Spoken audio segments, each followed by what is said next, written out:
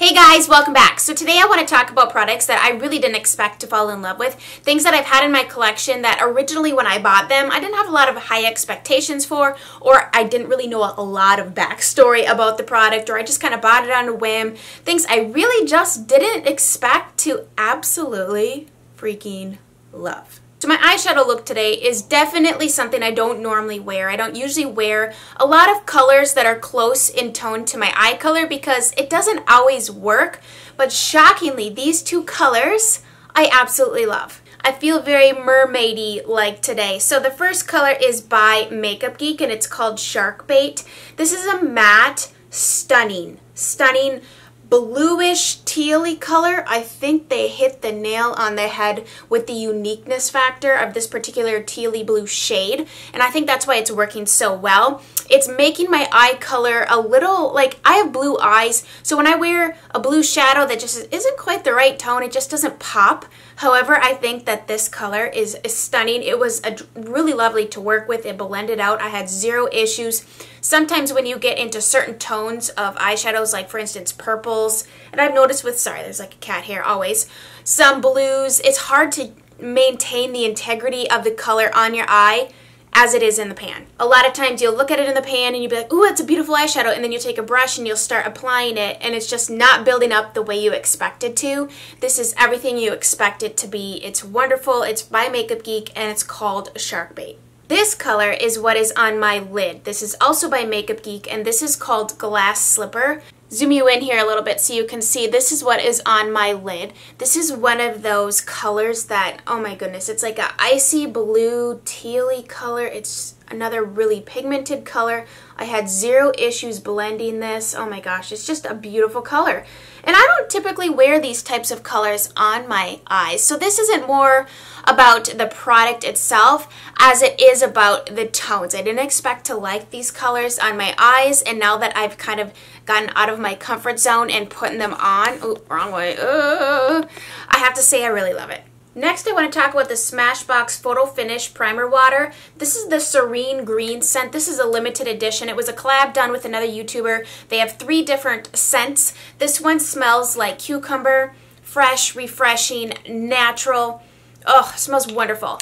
I did not expect to love this. I bought this past spring thinking, okay, it's hot in the summer down here. It's kind of a battle to keep your makeup on as it is. And I've kind of decided that the more thickness, like more layers of things I put on my face, it just makes me break out.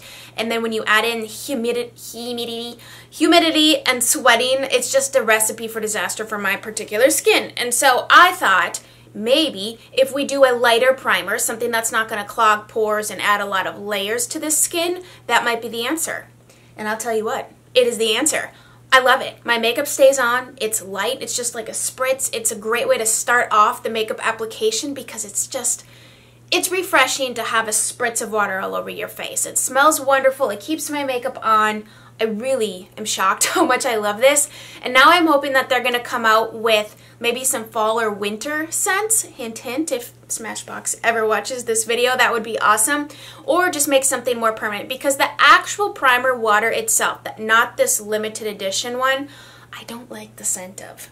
So I would not repurchase that in the original, but this limited edition one, I'm totally down for this. Oh my goodness, I had zero expectations for this foundation, and it is up there with my all-time favorite foundations I've ever tried, and I just so happened to buy this past spring. I did an entire video review and demo, which I will link below and put in a card so that you can see everything you need to know about this. But Physicians Formula, the Healthy Skin Foundation, I'm wearing this today. It leaves me speechless. In fact, when I look in the mirror, outside in natural light, I'm like, this is so good. This is so good. It is drugstore. I think the one critique I would have to say about it, which I don't even mind. I don't mind. I guess there'd be 2 things. Maybe the applicator isn't for everyone. It's a doe foot applicator and you just kind of draw it on. So for sanitary reasons, if you were a makeup artist, this might be annoying to deal with, to have to apply it to something else and then put it to your client's face. I don't care. I'm the sole person using this foundation. That does not bother me. I think my friend Amy told me that she did not like the smell of this. I don't mind it, and it doesn't stick around. So I can get past that. And now, as far as the smell is concerned, it kind of smells like, okay, let me think. Let me just get my sniff on. Kind of like Play-Doh. I don't know. I'm not bothered by it at all. I think the packaging is very chic. I think it kind of conjures up a Dior feeling, perhaps. It's affordable. It's got an SPF of 20 in it. The shade range is kind of, it's kind of minimal. So I would say Physicians Formula could definitely work on improving the shade range and maybe changing the applicator. I don't know. I love it. I love how my face looks. I love the longevity. I love everything about this foundation, and I did not expect to even like it, truly. And I will not be without this. This perfume. I realize perfume is a personal thing, but I will share this with you because I've had you guys request perfume videos from me, and I do wear perfume every day. I have quite the extensive collection. If there is truly enough interest, I will throw together put together a video. The first time I smelled this perfume was when it was sitting in my mom's dresser. And we usually like the same things when it comes to scents. If anything, she leans a little bit more lighter, like something a little lighter and less intense, and I'm more the intense, I'm kind of an intense person, but like the intense, strong scents are what I like. And this perfume is 2 notes. It's very simple. It is gardenia and amber. And I love amber. And gardenia, I'm okay. Well, I like it with certain things, and in other ways that it's blended into a perfume, I don't care for it. But this perfume, Versace's Crystal Noir, has become one of my absolute favorite scents ever on myself. I have 2 favorite perfumes, the Burberry London, which I've talked about a lot here on my channel. That's my signature scent. And this has now become my second signature scent. And I kid you not, every time I wear this perfume, I get complimented on it everywhere that I go. So apparently it must work well with my chemistry of my body. And that's the other thing I was going to mention about perfume, is that everyone's body chemistry is different. And so what this smells like on me might smell completely different on you. It might smell better. It might smell a little more muskier. It might smell a little bit more clean. But that's the thing with perfumes, is you really have to try it on for yourself and see how it smells on you. And some things I like the smell of in the bottle, and I'll put it on myself and I'll be like, ew, gross, now I smell like bread. But if you get a chance, maybe go get a sample of Versace Crystal Noir. It's a beautiful package. I would say it's fierce, but very elegant. I'd say it's very feminine, very womanly, simple. Floral, but depth. In fact, just now I walked past my husband to come into the room to film, and he's like, oh, you smell wonderful. I'm like, well, I'm glad you say that, because this just so happens to be the perfume that everyone loves that I wear, so I absolutely had to include it in this video. I wasn't even looking to buy that perfume when I stumbled upon it, and it just smelled so good, and I wore it, and it was just one of those things where you wear it and you fall instantly in love. I did not expect to love these eyeliners as much as I do. In fact, I mean, when you mention eyeliner, we talk about eyeliner, it's not even something I pay attention to. I don't really care that much about, as long as it like glides on nicely and stays on. Like, I'm not super picky with eyeliner unless it travels to places it shouldn't be. But these are Endless Silky Eye Pens. They are eyeliners by Pixi. And the reason I'm even bringing these to you is because these colors, for the drugstore price point, are very unique, very wonderful colors, and you don't see these in most drugstore lines. I don't see these types of shades. I am wearing, let me start with the one that I'm wearing. I am wearing this black blue, it's called. Basically, it's a really lovely navy, like a true navy with just a hint of brightness to it, and I have this on my waterline. It is silky like the name suggests. Here is the black blue color. Let's see if we can get that. It is indeed like a black with some blue in it, which is what makes it really nice, because if you don't want too bold of a blue, but you want it to still look black, it really does look black until you look closely and you see the blue. This one is called Matte Mulberry. If you like, oh, this is such a good color too. It's kind of in between. I think it's a very sophisticated color for the drugstore. Don't you? I mean, it's just subtly mulberry. It's a nice, rich, coffee brown kind of, but with that hint of mulberry. I just think that they hit the nail on the head with these colors. So that color also check out. And if you are a fan of purples, this one is called Velvet Violet. The outside of it looks like this. This is a fun color. If you like to have just a little hint of something kind of brighter, there we go. That's a better interpretation. So we have the black blue, the matte mulberry. Oh my gosh, that is a wonderful color. And then this color, oh, how fun is that for summer? This is called Velvet Violet. Really, really unique shades. While we're talking about Pixi, I'm going to share this with you. This is the Black Lacquer Lash Primer. Now, I've used lash primers.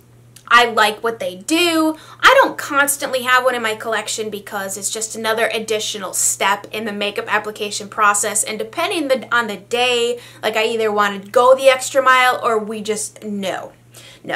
And so this primer absolutely has blown me away. I love the wand on this. So it is a rubber wand, but do you see it has a slight curve to it? But do you see all those teeth?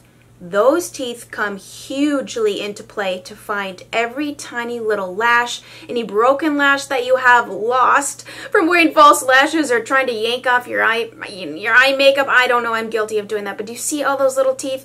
They just absolutely grab every little stinking hair on your eye. I curl my lashes with the lash curler first, then I go in with this primer. It gives them and holds them up into that curled position. I like that it coats them just enough to give a little bit extra length from your mascara. I'm truly impressed with this, and it is a drugstore price point, so I think this, okay, and the color that I have is jet black. I'm really impressed with this lash primer. So I say give this a go.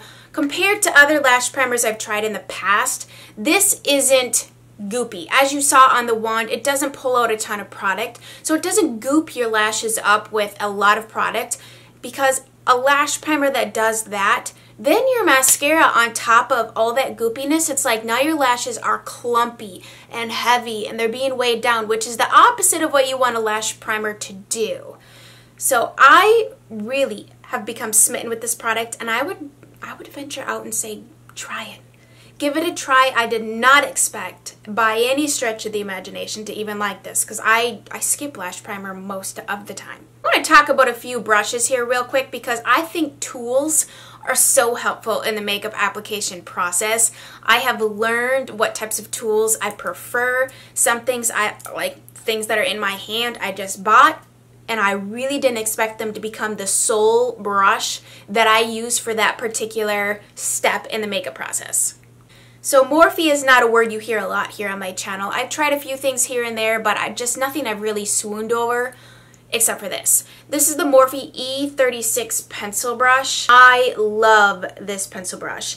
I have had this for, goodness, maybe 2-3 years now. I've washed it several times. It's held up really well.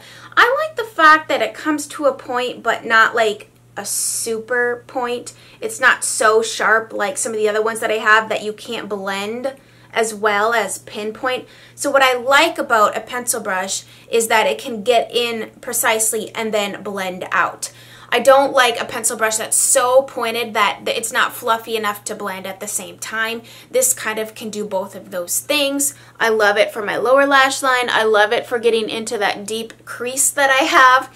It's just really impressed me, and the best part is it's very inexpensive. I want to say, I can't remember how much I paid for this, but gosh, I know it's less than $10 for sure. It might be closer to $5. So this would be a brush I would recommend from Morphe, which now you can also get at Ulta. I'm not sure if that particular one's available, but if it is, I'll link below. So Wayne Goss. Now, when you spend, you know, a good amount of money on a brush, you do kind of expect it to be amazing. And I haven't been let down by any of the Wayne Goss brushes that I've purchased. These two are the sole brushes I use for the purpose in which I use it. I'm not sure if that made any sense, but I'm going to explain. So, setting my under eyes. I didn't initially buy this brush even knowing what I was going to do with it. In fact, when it first launched, it was a limited edition brush, and I just bought it because it was limited edition, and I'd been enjoying the Wayne Goss brushes I already owned, so I figured I'd probably love this. And then it sat in my brush collection for about a year, and I just kind of like looked at it. I'm like, what do I use you for? This is the Wayne Goss. It's called the Airbrush. I think at this point they've named it number 35. I could be wrong, but I know when I purchased it, it was called the Airbrush. And what I use it for is setting my under eyes. It is the absolute perfect shape because I like to pat my concealer down with powder, so I like to do this motion. In this brush is perfect for this. Now I realize you can use this brush for several other things. You could use it for highlighter, you could use it as like a blush brush, you could use it to like clean up. I mean, you could turn it on its side and contour. It's really a multi-purpose brush, but I love it. Love it for setting my T-zone, for just setting powder because it's thin, it's not too thick, it's so incredibly soft. I've washed it a lot, and so you can kind of see that the dye is coming off of my brushes. Or this brush. Now, his newer ones, he doesn't dye. They're all just the natural hair. These ones were dyed. This is just a wonderful brush. I didn't expect it to replace, what was I using before? I think I was using a Real Techniques setting brush before to set my under eyes, which I like too, but this is my go-to. This is what you see me use time in and time out, and when I'm not filming and I'm just sitting down putting my makeup on, this is what I use. Now, more recently, I dug out this brush. This is his number 11 face brush. I bought this, I think, last summer, and it just kind of sat there. I didn't really know, I hadn't figured out what to use it for, and I wasn't ready to give up my Real Techniques multi-test brush for bronzer. And I have now committed, and we are in a long-term relationship, and I will not be without this. This is just a super soft brush. It works beautiful for bronzer, which is what I use it for. You can use it for whatever you want. It is a face brush, so it's intended for, you know, any sort of highlighter, bronzer, contour, blush, whatever, powder. But I love it for bronzer. The reason I love it for bronzer is because it's not such a wide, domed brush that you're covering too much surface area. So my face is kind of like petite and small, and so if I have a big bronzer brush, what ends up happening is all of this gets bronzed, and I don't want all of this bronzed. If anything, I really just like to bronze this area right here, and so this brush is the perfect size for me to get into that precisely bronze, but yet still be able to buff and blend at the same time. So if you're looking for a bronzer brush that isn't huge. I see a lot of people use like more large brushes, and I just can't get with it. I need something more precise because I can tend to get very out of control with things, and so if the brush is smaller, I'm less apt to turn my entire face orange. I did not have any expectations for this product. I bought it because I was going to do a drugstore concealer comparison and review video, which I'll put in a card for you, and it's just, okay, this is a drugstore brand, I'm going to try it. Prior to the spring, I really hadn't delved into anything in a while at the drugstore, and so there were some brands I hadn't ever tried anything from, and Catrice was one of them. And so I bought this concealer, and I love it. It's so good. This is called Liquid Camouflage High Coverage Concealer. The shade range on this is very poor. It comes in 3 shades. I have the shade Light Natural. I think all these are pretty light. In fact, the one lighter than this is basically white, and the one that's a little bit more deep in tone is just more yellow, which might work for more people. This Light Natural shade I felt like was the best shade for me.